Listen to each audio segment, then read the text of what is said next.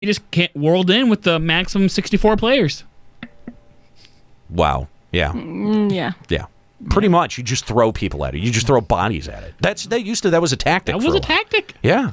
Big pulls, lots of bodies.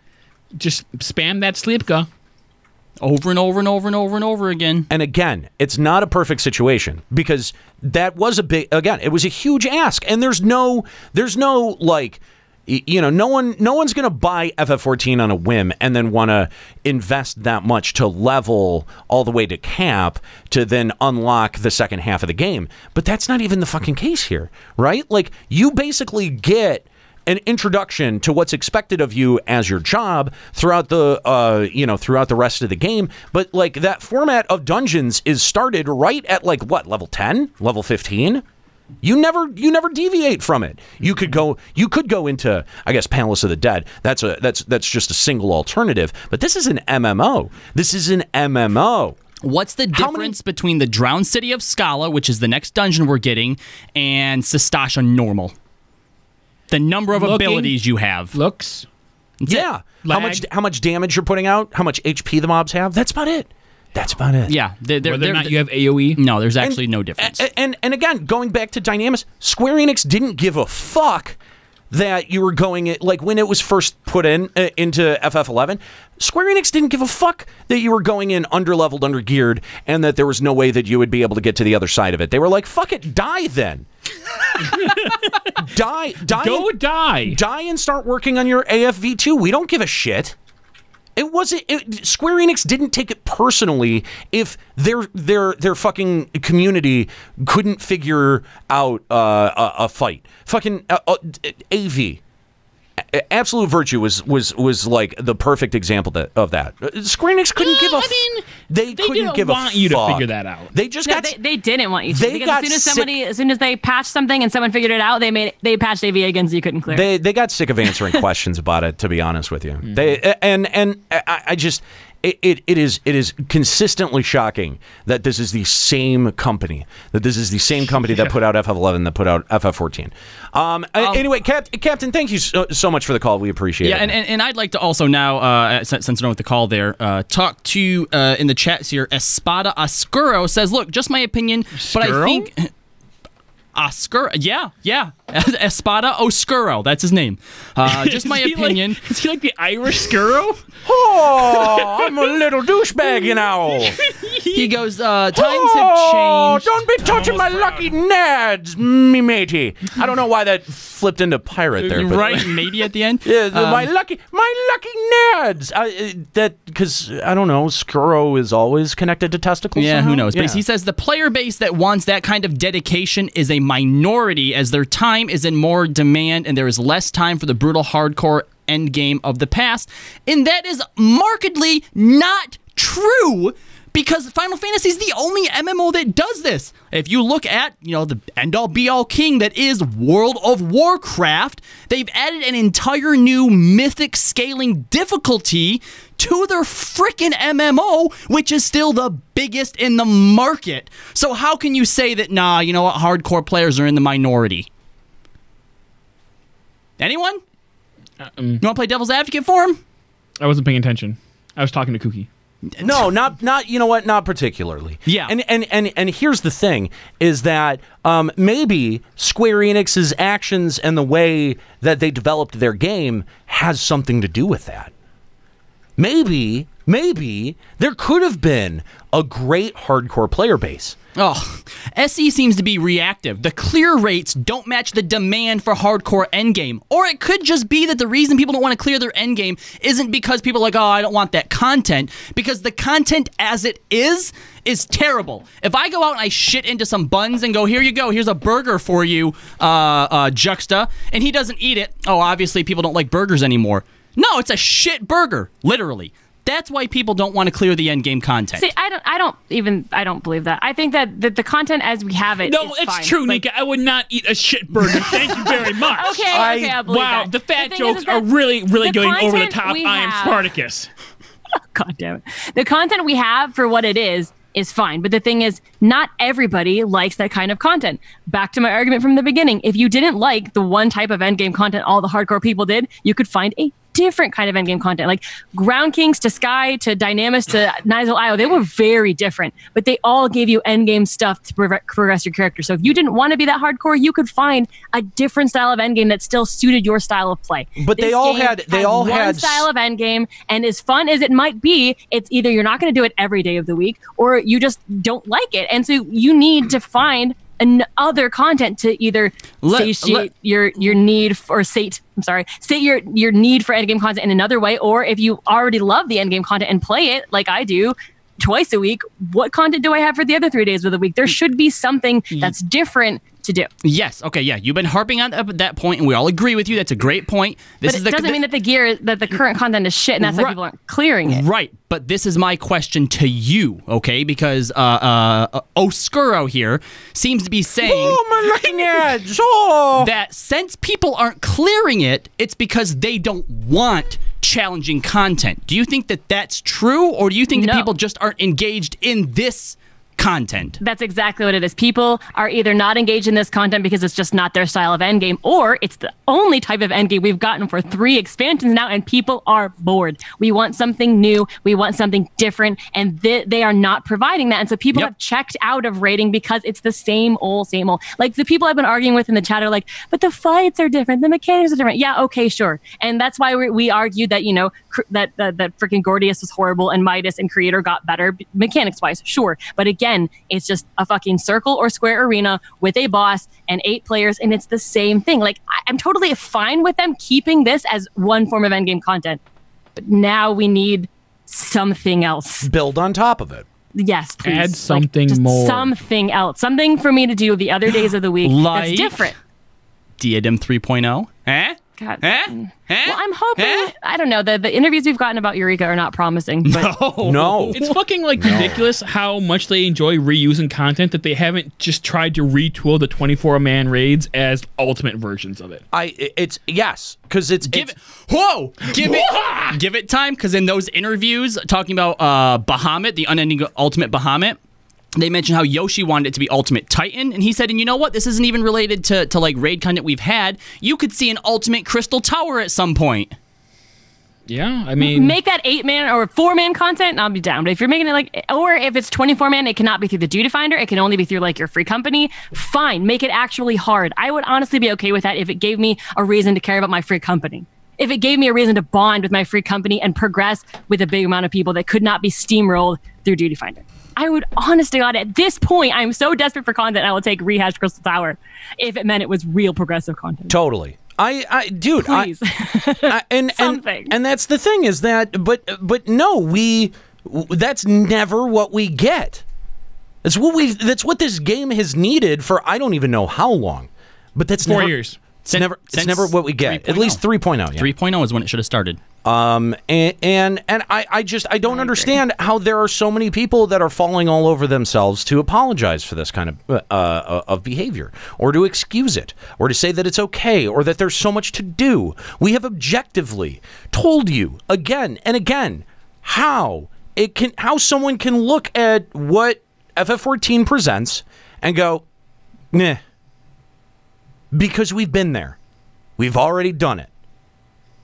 I do not understand how this doesn't connect with people. How they still want to be reflexive and defensive and try to rush to the defense of a multi-billion-dollar company that just seems like it doesn't care about their product and it doesn't care about their customers. I understand it, because for people that have been Square Enix fans and Final Fantasy fans, as long as all of us have, I understand the need to feel like your company can never let you down. But the thing is, you have to stop for a second and realize that they kind of are. I understand the need to not have that happen. Yeah. But it's happening. And I feel like for some reason, there's some kind of blockage that's happening to prevent these people from seeing that your perfect company isn't so perfect. It's because they're still having fun because they've only been playing for 1 year. Or under a year. I don't know. Hexates or whatever his name was earlier had more playtime than me. I have never seen anyone with more playtime than me. Kudos. Could you imagine clearly more brain damage than Nika with less of a life than Nika? Right? Yeah, I don't know. Oh, I mean, To be fair, I actually do have a life. Remember, that's why Blue Carter was so upset with me. That's right. I have a life, so I can't play this game 7 days a week. I can't clear the hardest content on the first day of the expansion. Oh my god, I just had an idea. So Nika, you raid Tuesdays and Thursdays. You need something to do Monday, Wednesday, Friday, Saturday, Sunday. Help with LBR. Oh! Zing!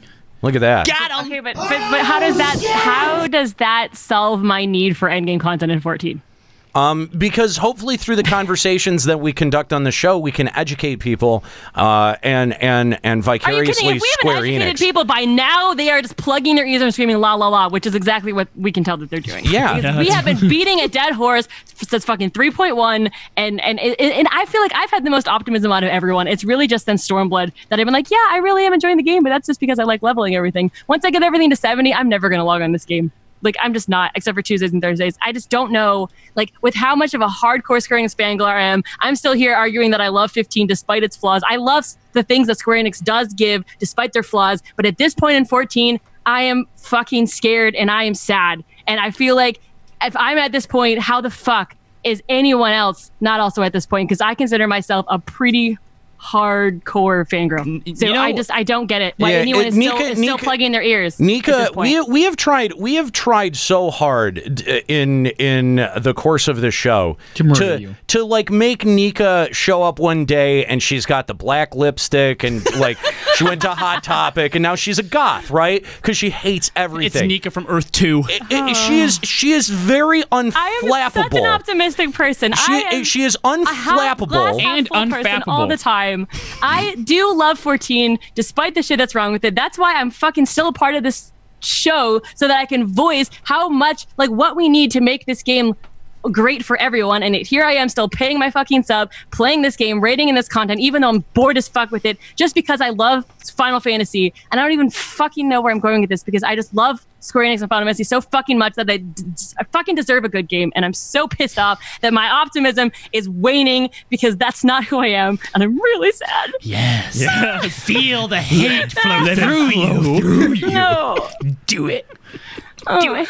This is where we're at, guys. This is where we're at. Even Nika has fallen. After we destroy Nika, where do we have? and the thing is, oh my gosh, guys, shh, Nika, don't listen. After we destroy Nika, let's just do a heel turn and love 14, and she'll be the only dissenter. Oh, brilliant! I would not be able to hit Brilliant. Nika, you didn't hear that. Shut up. Yeah, I don't know what you're talking about. Stupid idiot. Anyway, So, look, it's pretty grim when the biggest optimist on this show is trying so hard to find the positivity in patch notes. I've always been like that, and now I'm actually at a point where I'm like, I'm reading these patch notes and there's nothing exciting. The most exciting things aren't even coming until a later patch. They've all been delayed. What am I playing this game for? Tachyon says, your feelings, Tachyon says it's like Leslie Knope says losing faith in the government. Yeah, it's a little bit what it's like. Anyway, but live in the now. Yeah, Nika holds up well against our cynicism, and I think that you know what, that should be alarming to anyone who's a fan of this game. That, you know, if Nika can't even dig out the positives, you know, I don't know. Problem. Yeah, like I don't know how you expected us to. Like I've gone around with people so many times about like, oh, well, your show sucks and all you do is dump on the game, and it's like, well, what do you expect from us? Do you want us to come out and tell you what we honestly think of the changes, or would you like us to come out and stroke Square Enix? Because if you want us to stroke Square Enix, fucking go watch Duty Commenced, okay? Go watch a thing that's actually produced by Square Enix people, because it's becoming more and more and more difficult to find people, to even find, you know, people to interview to come on the show that are that enthused about FF14. we used to bring on people like Joe and talk about PvP. We can't even have those conversations anymore, because guess who doesn't give a fuck about this game anymore? I'm not calling out Joe specifically. I'm just saying, like, all other FF podcasts have called it quits, haven't they? I mean, and streamers, people that made their start, not just Joe, not just Happy, but who've made their start by doing this game, don't play this game as regularly anymore either. Yep. Like they used to be, I am a hardcore, regular, everyday 14 streamer. Now what? Maybe when you set when you set your category on Twitch, it'll tell you how many people are engaged with that community now. When Kahlo and I streamed FF14 the other night, you know how many people were in there? 749. Oof. That hurts. But don't worry. Resident Nazi sympathist Zamfire says there's one good thing about stuff being delayed. It's 4.2 is going to feel packed as fuck with content. Compared to this. Oh, honey, if you think that they're going to just put all this stuff in 4.2 and not push it back to 4.3, 4.4, 4.5, 5, 5, 5, 6, 1. Oh, honey. Yep. We will get the next Delta raid on 4.2. Eureka will be 4.25, and something else that was promised in 4.2 will be pushed to 4.3. I'm still waiting for that deep dungeon. I'm willing to bet that they're not even gonna put out an expansion. I don't know. I'm willing to bet. We're going to Golem for 5.0. I think they'll stick with that. Okay, that's fine. But after 5.0, I don't know. That's fine. I fully expect to get patch 4.6, 4.7, 4.8. What would they put in those? Bullshit. Bullshit. They're not going to keep going with raids, that's for sure. Bullshit. That's what they'll put in there. It will be bullshit. No, there's no way they're going to go 4.6, 4.7. You know why? Because that clearly contradicts the five patch cycle they have. Yeah, it'll be just end the game. They are too formulaic. I think they're too formulaic because if they got that far, they'd have to have an extra 24-man and an extra 8-man raid that they have not planned out. And I just do not think they've already started. They've already started talking about it. If they do what Nate says, they're right. It's not going to be 0.6, 0.7. It's going to be 0.51, 0.55, 0.5A, 0.5B. Why does 4.1 feel so fucking empty? It's because this shit is going to be stretched out for a longer period of time. We're just gonna get a whole We're gonna get more dungeons. This dungeon that we get hoovered out of this shit is gonna be, out of 4.1 is gonna be placed in 4.6.